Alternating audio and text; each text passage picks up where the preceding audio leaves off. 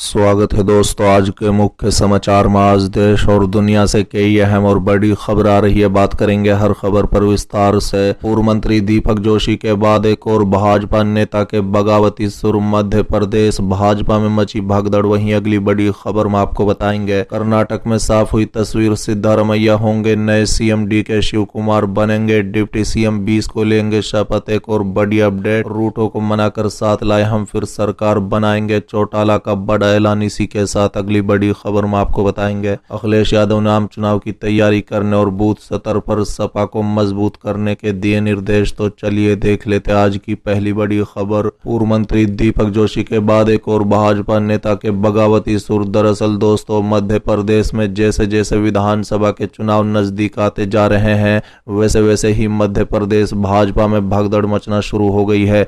बता दें कि बीते दिनों पूर्व मुख्यमंत्री कैलाश जोशी के बेटे पूर्व मंत्री दीपक जोशी ने कांग्रेस का दामन थाम लिया था। दीपक जोशी ने भाजपा पर अपनी उपेक्षा करने और उनके पिता के नाम स्मारक बनाने के लिए जमीन नहीं दिए जाने का आरोप लगाया था।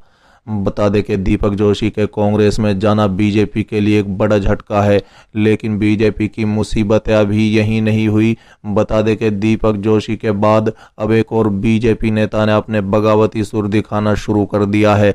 जानकारी के अनुसार देवास के पूर्व महापौर वरिष्ठ भाजपा नेता शरद पाचुनकर ने भाजपा संगठन की कार्यशैली पर कई सवाल उठाए हैं। उन्होंने कहा है कि अनुभवी और सीनियर लीडर को पार्टी में दरकिनार किया जा रहा है।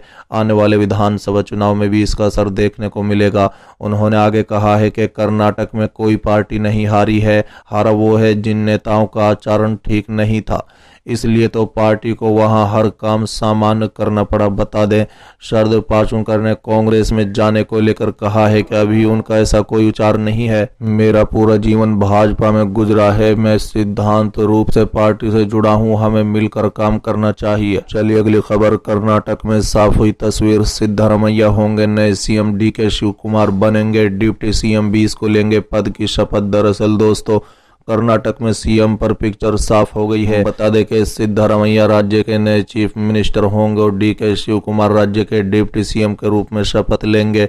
कांग्रेस के राष्ट्रीय अध्यक्ष ने गांधी परिवार समेत विभिन्न नेताओं से बातचीत के बाद यह घोषणा की है। शपथ ग्रहण समारोह 20 मई को बेंगलुरु में किया जाएगा, जिसमें कांग्रेस समेत विपक्षी दलों के कई नेताओं को शामिल होने की संभावना है। बता दें कि कर्नाटक में हुए असेंबली चुनाव में कांग्रेस ने 224 में से 136 सीटें जीती। इसके बाद से सीएम पद को लेकर पूर्व सीएम सिद्धारमैया और कांग्रेस के प्रदेश अध्यक्ष डीके शिव कुमार के बीच रस्साकसी चल रही थी। दोनों ही इस पद पर अपना दावा जताते हुए अड़े हुए थे। बता दें, इस मामले पर राहुल गांधी ने भी कोई फैसला लेने से इनकार करते हुए गेंद पार्टी अध्यक्ष मल्लिकार्जुन खड़गे के पाले में डाल दी थी।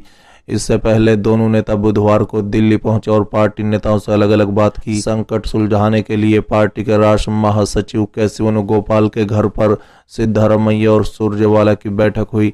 बैठक में 2.5 साल के लिए सीएम पद बांटे जाने समेत कई फॉर्मूलों पर बात हुई। हालांकि डीके शिव कुमार ने औपचारिक तौर पर ऐसे कई फॉर्मूलों पर अपनी नाखुशी जताई थी। बता दें, सिद्धा के बाद शिव कुमार ने भी बुधवार रात सुरजेवाला के आवास पर जाकर उनसे मुलाकात की। इसके बाद पार्टी अध्यक्ष खड़गे के घर पर उनकी खड़गे, केसी वेणुगोपाल और सुरजेवाला से चर्चा हुई। इस चर्चा के बाद सिद्धारमैया ने रात में ही वेणुगोपाल के आवास पर जाकर फिर से सुरजेवाला से बातचीत की। बैठक के लगातार दौरे के बाद आखिरकार पार्टी अध्यक्ष मल्लिकार्जुन खड़गे की ओर से सिद्धारमैया के सीएम बनाए जाने की घोषणा कर दी गई। बता दें, इसी बीच डीके शिव कुमार को गृह जनपद रामनगर में अलर्ट जारी किया गया है। माना जा रहा है कि सीएम बनाए जाने से नाराज होकर उनके समर्थक बवाल कर सकते हैं। किसी भी अप्रिय घटना को रोकने के लिए महत्वपूर्ण सार्वजनिक स्थानों और जिला कांग्रेस कार्यालय में पुलिस कर्मियों को तैनात किया गया है।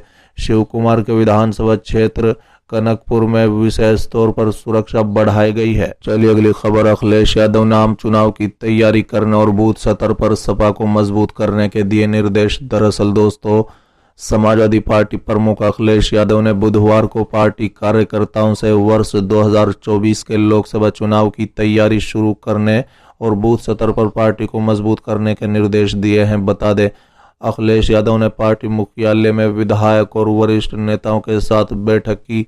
उन्होंने आरोप लगाया कि भाजपा ने शहरी स्थानीय निकाय चुनाव में सत्ता का दुरुपयोग किया और राज्य चुनाव आयोग की भूमिका भी सवालों के घेरे में रही। उन्होंने कहा है कि जनता 2024 के लोकसभा चुनाव में इसका करारा जवाब देगी। अखिलेश ने अपने बयान में कहा कि हमें 2024 के चुनाव की तैयारी अभी से शुरू करनी है। हमें बूथ स्तर पर पार्टी संगठन को मजबूत करना है और लोगों के दर्द और दुख में उनके साथ रहना है। उन्होंने कहा है कि समाजवादी पार्टी सत्तारूढ़ भाजपा के खिलाफ लड़ाई जारी रखेगी।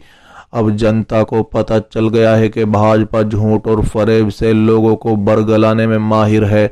समाजवादी पार्टी की तुलना में उत्तर प्रदेश की भाजपा सरकार ने पिछले 6 साल के अपने कार्यालय में एक भी विकास कार्य नहीं किया। बता दें, सपा प्रमुख ने कहा है कि केंद्र की भाजपा सरकार को भी 9 साल गुजर गए और इस दौरान उसने लोगों को गुमराह करने के अलावा और कोई काम नहीं किया। यादव ने नगर निकाय चुनाव में बम्पर जीत का दावा कर रही भाजपा पर निशाना साधते हुए कहा कि निकाय चुनाव में राज्य के लोगों ने भाजपा को सबक सिखाया है। भाजपा सांसदों के प्रतिनिधि वाले 25% क्षेत्रों में लोगों ने भाजपा को नकार दिया क्योंकि वो समझ गए हैं कि वो सत्ता का गलत इस्तेमाल कर रही है। उन्होंने कहा है कि भाजपा राजनीतिक लाभ के लिए अधिकारियों पर दबाव डालती है। हो सकता है कि पार्टी शहरी निकाय चुनाव में कुछ सीटें जीतने में सफल रही हो, लेकिन सत्तारूढ़ दल के खिलाफ जीतने वालों की संख्या बहुत अधिक है। राज्य के 70% लोग उसके खिलाफ है। चलिए अगली खबर, रूठों को मनाकर साथ लाए हम फिर सरकार बनाएंगे, चौटाला का बड़ा बयान। दरअसल दोस्तों, सरकार निश्चित रूप से आपकी बनेगी, आपको लंबा इंतजार नहीं करना होगा। सत्ता के चक्कर में गुमराह हुए, सत्ता सुख भोगने के चक्कर में सरकार के साथ चले गए, वो आपसे जुड़ना चाहते हैं। इन रूठों को मना लो, अपने से जोड़ लो। कार्यकर्ताओं से ये भावनात्मक appeal Indian National Lok Dal supremo Chaudhary Om Prakash Chautala ने की है। वो बुधवार को छोटू राम धर्मशाला में आयोजित इनेलो कार्यकर्ताओं की जिला सत्र बैठक में बोल रहे थे। बता दें कि उन्होंने कहा है कि मैं अपने कार्यकर्ताओं के सुख दुख में शामिल रहा हूं। गांव-गांव में घूमना मेरी आदत रही है। वर्ष 2005 में कांग्रेस सरकार ने योजनाबद्ध साजिश के तहत 10 साल के लिए जेल भेज दिया था। मेरा कसूर ये था कि 3206 पढ़े लिखे युवकों को नौकरी दी। युवकों को नौकरी मिली, उनकी पदोन्नति हुई, नौकरी दिलाने वाले सरकार के मुखिया को सजा हो गई। उनका सोचना था कि चौटाला तो जेल में मरेगा और इनेलो समाप्त हो जाएगी। मेरी अनुपस्थिति में आपने पार्टी को बेहतर ढंग से संभाला। इसी तरह पार्टी के लिए प्रयासरत रहे।